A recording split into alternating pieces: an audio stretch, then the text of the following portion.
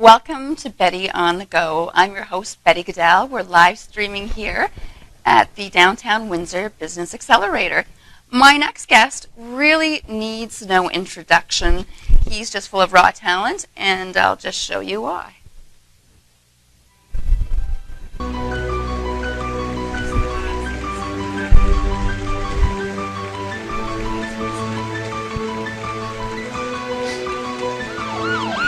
Staring at my food, but I cannot eat it. Laying in my bed, but I am not sleeping. Crying in my room, and I keep it top secret. People tell me they care, but they do not mean it. I'm cut open, even though I am not bleeding. My heart's broken, so I'ma make it stop beating. Someone runs in the room and screams, he's not breathing. Rush to the hospital to have a doctor treat it. But he cannot beat it. There's no time at all, cause I just popped 3 flips and some Tylenol and 3 bottles of antidepressants and Sambuca. 40 ounces got killed, I didn't puke up. Yeah, this is the first music video I ever made, so.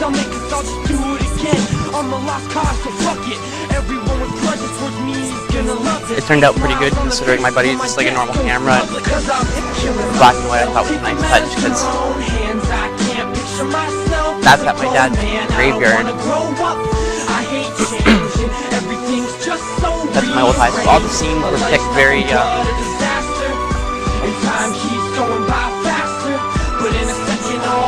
spots that meant a lot to me, I guess. Fuck this, I'ma kill myself. I act happy, but I wanna die. I'm not gonna lie. Thoughts of suicide keep crossing my mind on a regular basis.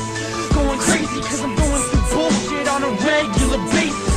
Look me in the face, I'm sick in my eyes cause I'm sick in the mind. I've been wishing to die ever since I was 9. This isn't a lie, I don't bitch just to whine about shit, just to rhyme about it. I don't cry, bitch, to try to guilt trip. 21 when I wrote this. 4 years ago, almost 5.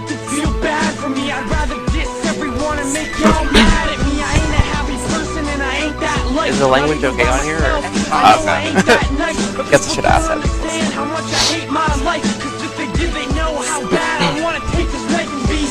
Killing myself, taking matters to my own hands. I can't picture myself as a grown man. I don't want to grow up. I hate changing. Everything's just so rearranged. My life's nothing but a disaster, and time keeps going by faster. But in a second, all that shit won't matter. Fuck this, I'ma kill myself. I quit, I'm bailing, I'm done. I finally give up. I'm sick of failing. I'm done trying to live up to the expectations everyone has set for me, and trying to explain it to myself. Always questioning about my destination. Fuck my destiny. No more relationships. My friends are all dead to me. My head is aching. I don't have any energy. I'm patiently waiting for the day that I can rest in peace. This medication is the reason I don't get no sleep. It ain't worth taking. So I just take some ecstasy, then hear my friends.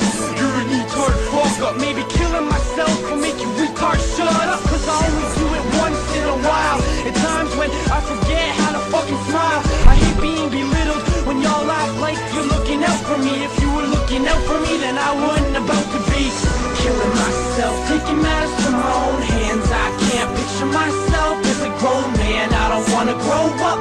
I hate changing. Everything's just so rearranged. My life's nothing but a disaster, and time keeps going by faster. But in a second, all that shit won't matter. Fuck this, I'ma kill myself. When the time comes, I'll be crying then. I'll have to get a hold of myself. Call all my friends. I'm looking in my old high school reminiscing. They get high and then call up all my friends again. Say goodbye again and cry again. Stop crying, smile. Yeah. Some last words. And this is when I was 21, so it was only a couple years removed at this time, so I was still kind of getting over it. I'm not a big fan of change, so. But yeah. Well, you know, a lot of people aren't.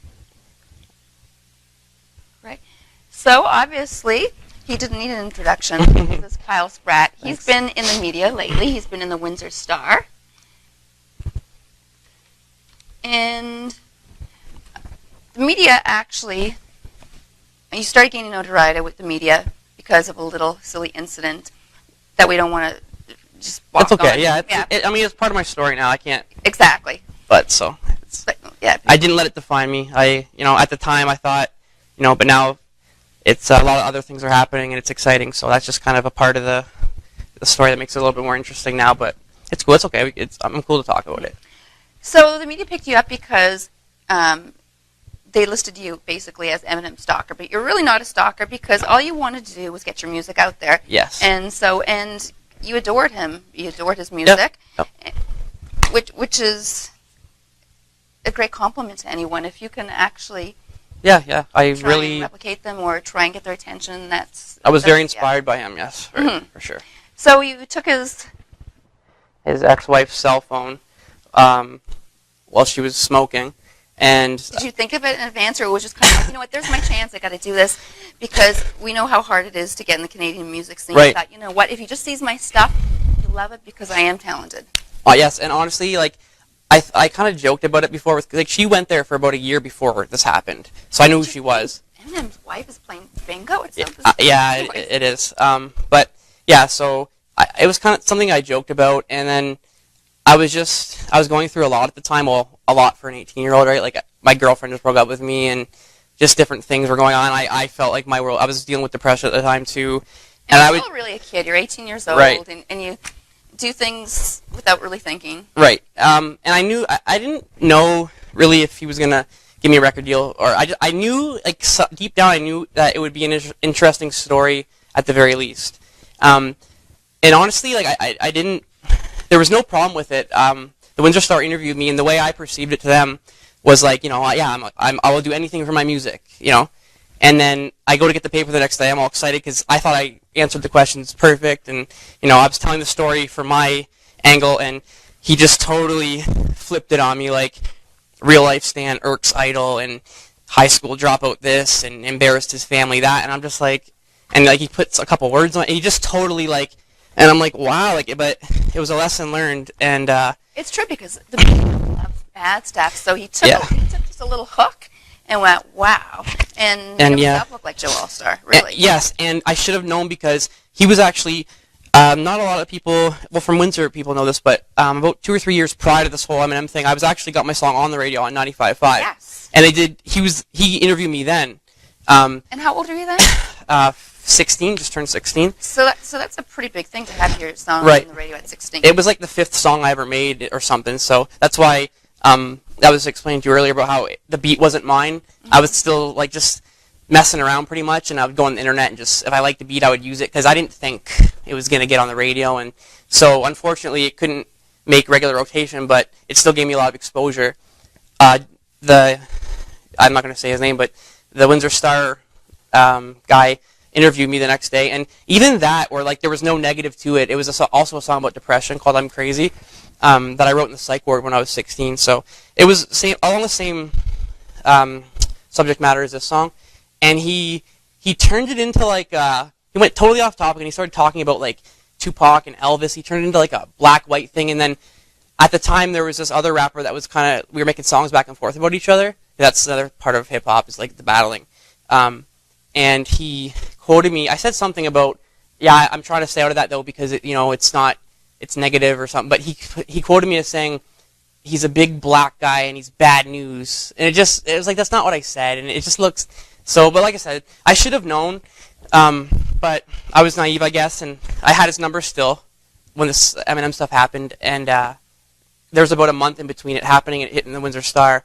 And I was telling people about it, and no one was believing me, and it was really bothering me. So I was like, you know what, I'm going to call Buddy and see if he'll put it in. And sure enough, it hit the front page, but it wasn't the way I wanted it to come out. And you know what, too, and they asked Eminem if he wanted to press charges with his wife, and he said no, because you know what? Truthfully, he's been there. Yeah, at the beginning they said no, and then I got fired, and like I said, yeah, no one was... They got mad, actually, when I contacted the media, and then I put out a song about him, and then that's when they were finally like, we're charging this guy. Like, he's not learned his lesson. He's not going away. They took my song off my MySpace at the time, which was the big...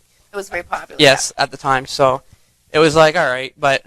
And do you still have people listening to that now? Because now that you're back in the Windsor Star? Yeah, it never really stopped. Like, it got really big then, and honestly, like, still, even years later, people are just hearing about it now in their cities.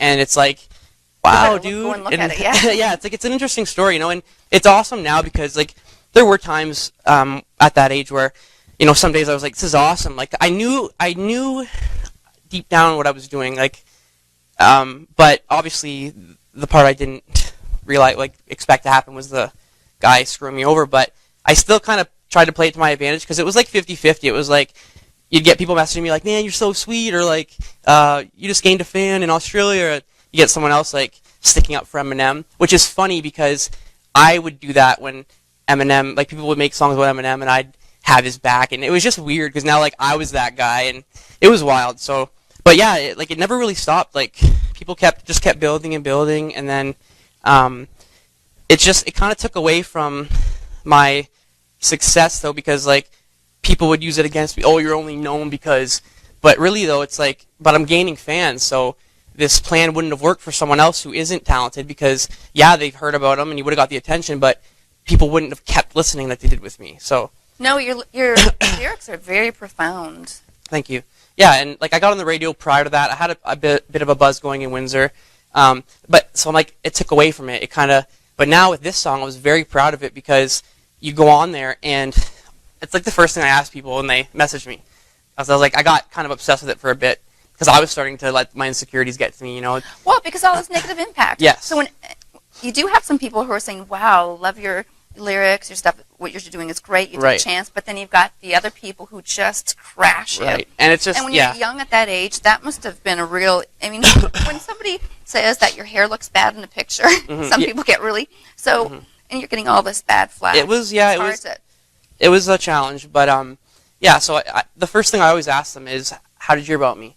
And for the Suicide Note song, honestly, like 9 times out of 10, how they found me was they went on YouTube, and I tested this too, and anyone can. If you go on YouTube and you type in "suicide song," which is a pretty like basic thing that a lot of people would search for, like it's not rare, right? That's the first one that comes up. Wow. So I kind of lucked out that way. Like, so they were searching for suicide songs. Like a lot of other ones come up too, but they liked this one, and then people would show their friends. They would put it on their Twitter and their Tumblr, and Well, it makes people think. You know what it is your music, when you listen to it, it makes you think. And then all of a sudden, everybody has certain things in their lives that they can relate to. Yeah, and I think that's the best kind of music, but there's people out there also that just don't want to think. They just want to hear like a beat and stuff, but that's not my type of... I make music for people that want to think, you're right, so... Okay, so Suicide Note. Your father took his own life, and you were 9 years old. Yes, So that must have been a horrendous impact on you. When someone decides to make a decision like this, it doesn't just happen out of the blue. no. Well, most of the time it doesn't. They obviously have to be pushed to a point that they just obviously can't take it anymore. Like, a lot of people, it bothers me when people say things like, suicide's the coward's way out, which I get what they mean by it. Like, you're tapping out, you're giving up on life, take the easy way out. But no, it's like a disease like cancer, but in their brain. Like, it literally changes them. Like, it's like they're not them. It's, if you think of it like that, you know, it's almost like, and obviously they're in a place that's so horrible. Like, And they can't see themselves in any enlightened way. right. I think that everybody views them the same way, and yeah. And at the age of 9, I didn't understand it. I didn't even know what suicide was. Like, that's how I found out about it. Like, you know, when you're a kid, everything's all... And that was kind of the moment when, like, the world... I really started, like, looking at it in a different way. And then I always kind of wondered, like, man, like, how... Like, I couldn't fathom it. Like, how sad... And then... Did you ever feel thinking, like how could he have done that? Didn't he love me? Like, what Yes, yes. And that's a common thing for... Or what did I do? for people. Because kids are great. They're wonderful, but you Right. know what? Sometimes they can push your Right. little buttons too. Yeah, so and like everyone, like if your girlfriend or boyfriend, like people blame themselves. That's just how it is. It's always wrong. Like the person wanted to go, they wanted to go. It wasn't anyone's fault. In fact, like I've heard a lot that I have a sister as well. That we were like the reason that he stayed along. Like he would have probably done it sooner if it wasn't for us, type thing. So that makes me feel good. But there was nothing I could have or anyone could have done. Or anyone who loses someone like that, like so, but it's part of the grieving process. So it's you blame yourself. So that was at 9 years old. And you started writing a lot of ballads when you were 9. Around a little bit after that, like I remember it's something a counselor. Counseling didn't really. First of all, it didn't really hit me at that age, so it was hard to even talk about it.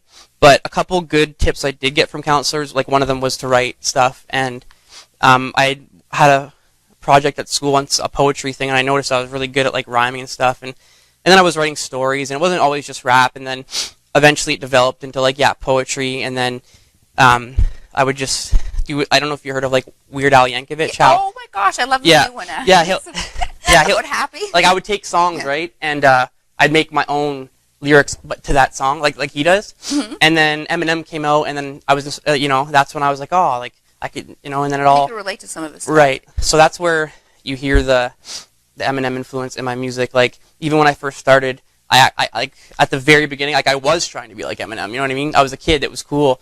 I would even rap to his beats. But the more I started to take it serious, the more it bothered me. And like, no, I want to be myself. And I may sound like him, but a lot of rappers sound like other rappers. But because Eminem has such a unique, and he's one of the best in the world, so it's kind of a compliment. I don't take any of his lyrics; they're my lyrics, right?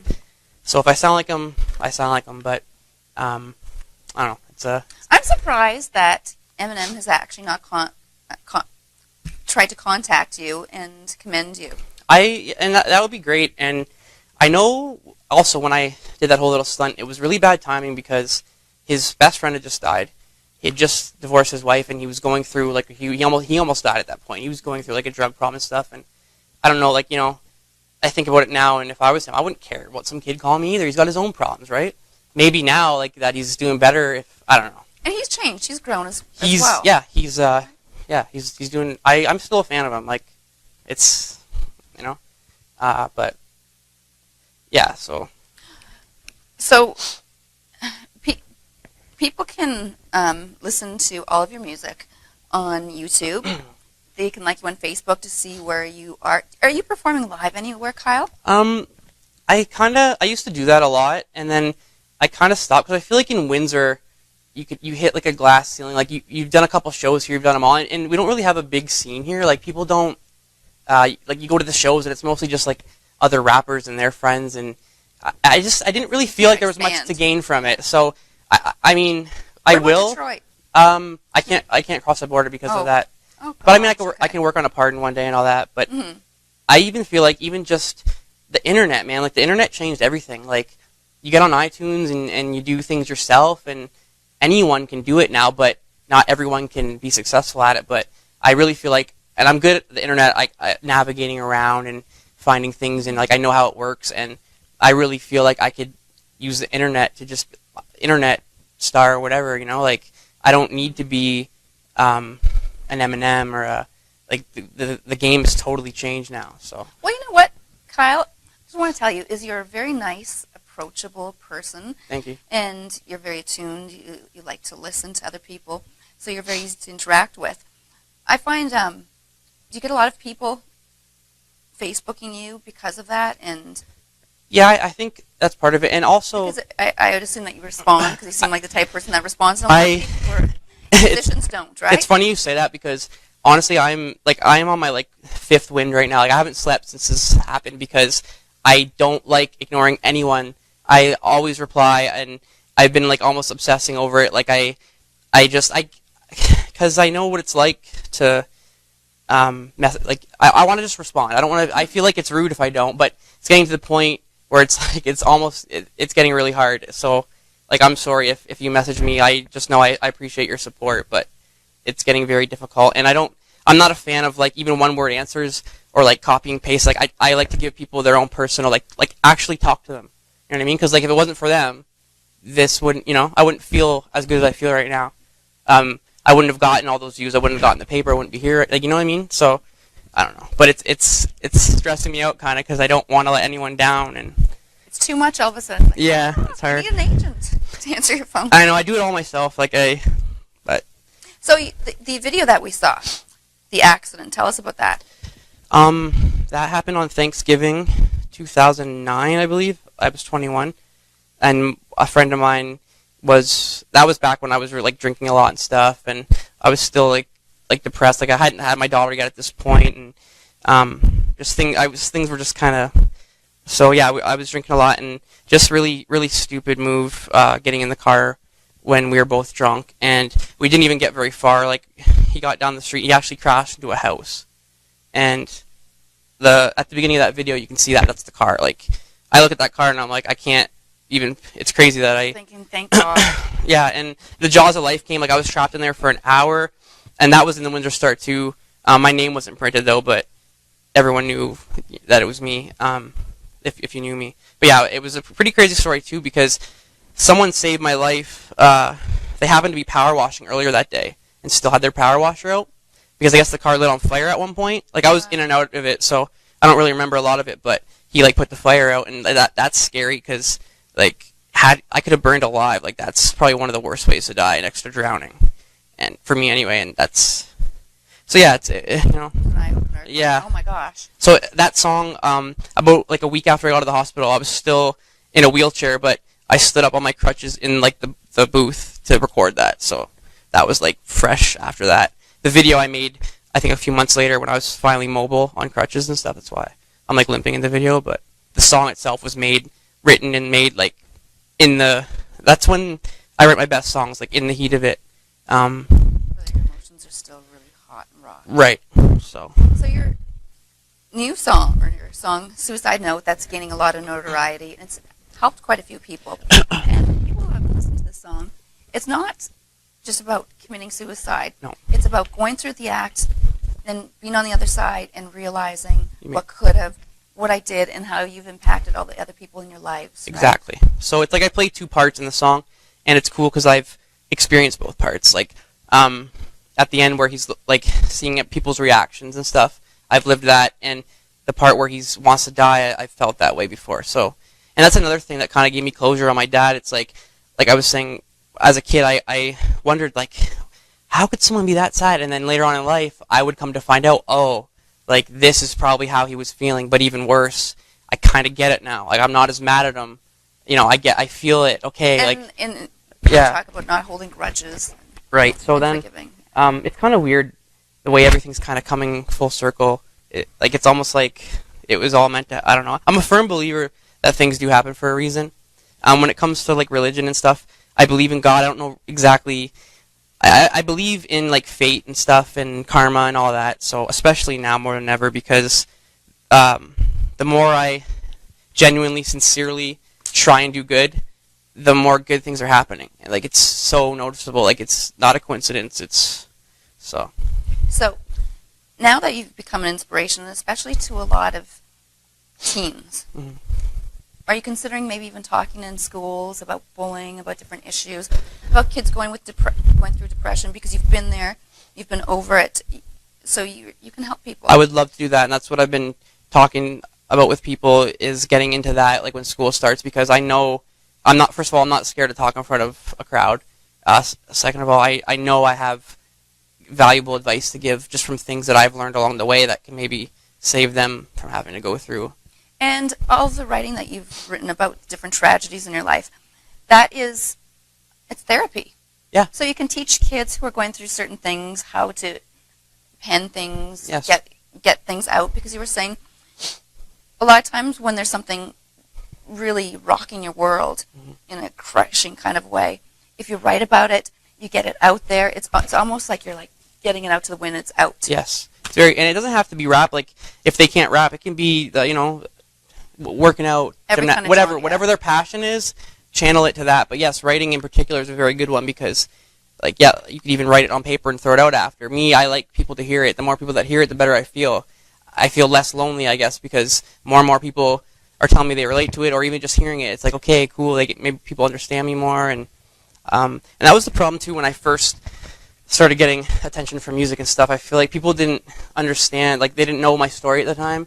And I feel like even me, with certain celebrities, they come out and I don't really, but then a lot of them, like they'll make a movie about their life, like Justin Bieber, for example. Mm-hmm. Okay, like I know everyone's hating on him, and like I did too, but when I watched like his documentary, it's like I couldn't help but like him a little bit more than I did before. I did the same. I saw it with my daughter. I went, she was about 6 or 5. I'm thinking, oh my gosh, we have to go see a Justin Bieber documentary. Right. I thought, wow, this is really good. And you can't help it, even if you don't like them, you like them a little bit more because you feel like you know them a little bit, and it's harder to hate people when you know them.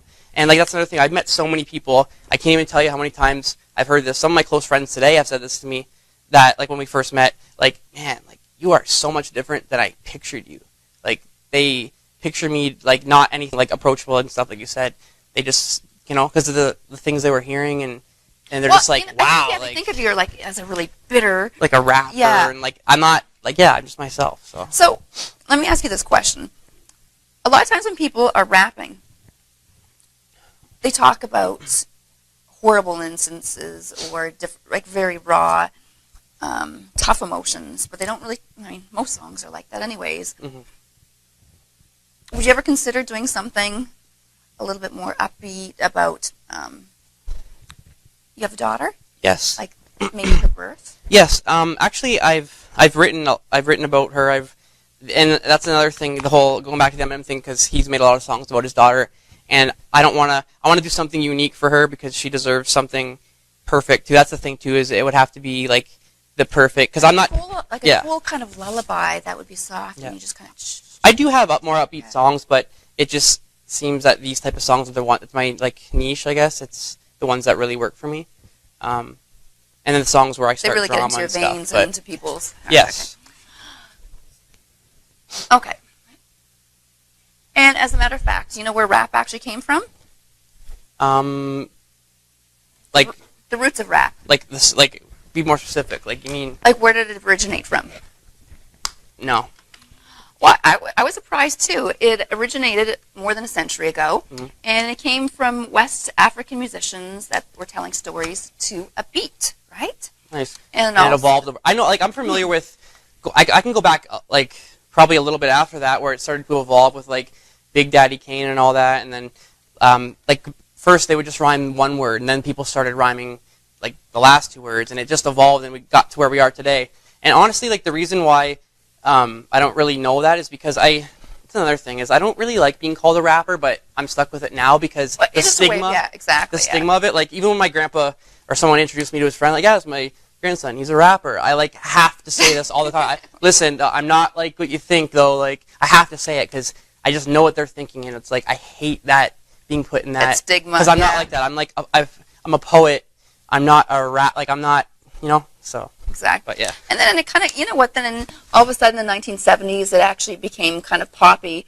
And the first popular U.S. song that became really street art was the Sugar Hill Gang in 1979, which was Rapper's Oh, way Delight. And they actually did a remake. And I'm aging myself, but when I was a kid, I used to love that song. And I still know the words from it when I was like, I don't know, my daughter's age. so that was like the first like commercial like one That's to get right, on, right? and it was really catchy. A lot of people really liked it, and they were dancing to it. And When did people start hating it?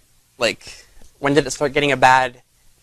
What? Like when the gangs and all the. I think so, and it just changed. That's or whatever. unfortunate because it could have. Yeah. We're gonna go to a quick commercial. Oh, it's over. I was, Oh, gonna wow. I was gonna get the kids from Rain Dance. Can we do that really quick? Okay. Okay. Time flies. Sorry. Okay, give me 1 second. Sorry. No, it's okay. No problem. Anyways, it just went so well, Yeah. and we're having this conversation. And you're such an interesting person, and you're such a delight. I'd Thank love you. to hear more of your stuff, hear more of your videos. This, everyone, is Kyle Spratt, and I am just going to go get some of the kids from Rain Dance because we're doing the Rain Dance camp. So give me one problem. Yeah. second. Thank you. Kyle, can you talk about what you're going to be doing in the near future, and if you have any songs, and when they're going up on YouTube, and when people can look? Yeah, no problem. I'm gonna be working on a bunch of new songs right now. Right now. Like I said, I've been Molly, writing. Molly now. I just haven't been able to get in the studio. I kind of had a falling out with the people I recorded with before, and I'm setting up my own home studio. Once I do that, soon it'll be new songs all the time. So stay tuned. Wow. You know what, Kyle? Come over here, girls. This is Isabel and Molly, and they're doing the Rain Dance camp. You know what? You'd be really great writing lyrics and stuff for different kinds of Yeah, films. I can write about anything. Really, I can. I'm best at that, but I can do it. Yeah. Oh, absolutely. So the film camp for kids is next door at Rain Dance, and it's a second annual film camp for kids and teens. Don't you wish you could have had something like that when you were a kid? Because you got your writing out, all your creativity. I think kids really need to get that out. That's good. So That's girls, tell us what's going on in the camp. What are you guys doing? Making movies. You're making movies? Like you're filming it? Yeah. Yeah? And that's it? Do you dress up? Do you do storylines? We bring costumes and props if we have any. nice. screens, and then you went to the media class. You did all kinds of stuff. You're editing it, and they're going to be having a showing. Wow, and how old are they? And you can be you can be between the ages of 9 and 12. We're cheating as Wow. well as only 8, but you know what? She's mature. Yeah, no, that's a lot to do at that age, though. That's impressive. It is, and so they did this whole week, and anyone who wants can go to the viewing, and I believe it's at 3 o'clock, right? And it's going to be right here at the Accelerator, or is it going to be at Rain Dance? Rain dance. It's going to be at Rain Dance, Awesome. right across the street from And it's tomorrow. at 7:09. Yeah, it's going to be tomorrow, Friday, at 7:09. Willette. So if anybody wants to see a great screening, it's going to be at 3 o'clock. You've got to see the movie that they're creating, and there's still time to sign up. Awesome. And if anybody has a great idea for a film, a documentary, and they need some really, really words from the heart. Like great songs. anyone can, like. Well, at that age, but yeah, if you. Awesome. But if. Well, I have cousins and stuff, and that I could let know. Oh yeah, That's really awesome. Like like you said, I wish there was stuff like that when. Exactly. But I mean, we have so many indie filmmakers, so if anybody needs music or whatever, you can get Kyle, and you can get him on Facebook, so like Kyle Spratt on Or Kyle Twitter, Spratt on yeah. Facebook, on Twitter. His music is on iTunes, and That's it. great. All right. Thank you Yeah, so much, Kyle. no problem. This is Thank you. awesome. Thank you. Thank you. All right. And you're really wonderful. Thank you. So have a great weekend, You too. and enjoy the rest of the summer. Wear sunscreen, wear lots of bug spray. Good luck tomorrow, guys. They're actors and they're camera shy. It's all right. Yeah.